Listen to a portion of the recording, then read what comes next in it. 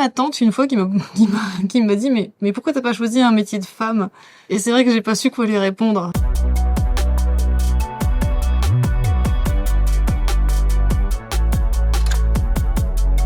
À la base, je voulais être ingénieure. Je voulais construire des choses.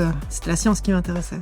Et je suis tombée dans l'industrie un petit peu comme ça, quoi. J'ai fait les arts et métiers. À l'école, on n'était que 10 filles pour 300 garçons.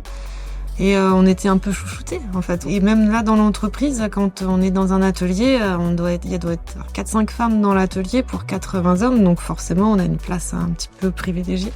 Dans mon entourage, j'ai beaucoup de femmes qui sont aussi dans les métiers techniques. J'ai assez peu de questions à ce niveau-là. J'ai juste eu ma tante une fois qui me dit mais pourquoi t'as pas choisi un métier de femme? Et c'est vrai que j'ai pas su quoi lui répondre parce que voilà, ça m'a semblé très bizarre comme question. Ça m'a plus fait rire qu'autre chose en fait. Je suis allée aux États-Unis plusieurs fois, en Espagne aussi et en Chine. En Chine, ils se posent pas de questions. En tout cas, j'ai pas l'impression qu'ils se soient posés de questions si c'est une femme ou si c'est un homme. Pour eux, c'est une personne qui a une fonction. Le monde de l'industrie est de plus en plus attentif à la place des femmes parce que peut-être qu'il y a une forme de prise de conscience. Ça me semble très important de promouvoir les femmes dans l'industrie.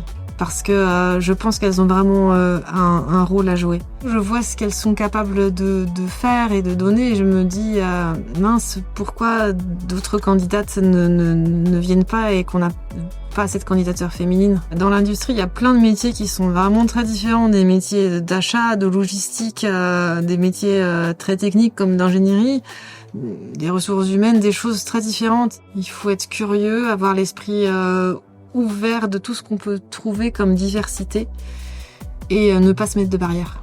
Il y a 2 ans, j'ai eu un grave accident et j'ai été paralysée du bras.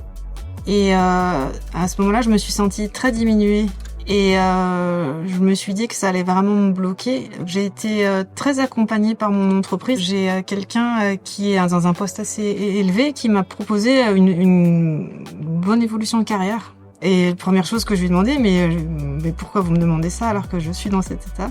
Et puis, ça lui était pas venu à l'idée en fait.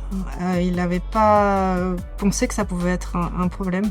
Ça m'a redonné une confiance, beaucoup de confiance en l'avenir, sachant en plus que mon entreprise était derrière moi en me disant mais on va pouvoir faire tout ce qu'il faut pour t'accompagner, il y a aucun problème.